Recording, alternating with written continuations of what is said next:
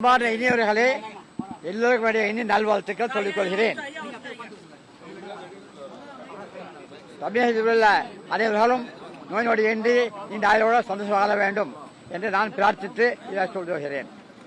நான் பரம்பரையாக பல ஆண்டு காலமாக தஞ்சாவூர் டவுன் ஹாஜியாக இருந்து வருகிறேன். அரசு டவுன் ஹாஜியாக இருந்து வருகிறேன். நான் பல விதமான சேவைகள் செய்து வருகிறேன்.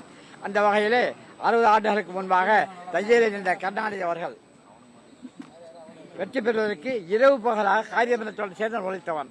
வெற்றி வாய்ச்சோடு நான் பெரும் பாடுபட்டேன்.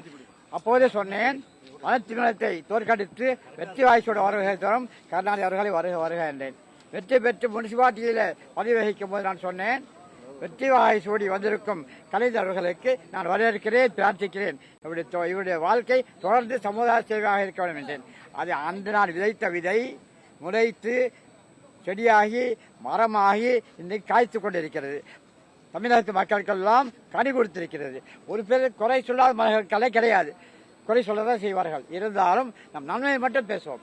நன்மை செய்தவர்களை நாம் ஊக்குவிப்போம். மீண்டும் இந்த ஆட்சி வர பிரார்த்திப்போம், வாழ்த்துவோம், செய்வோம்.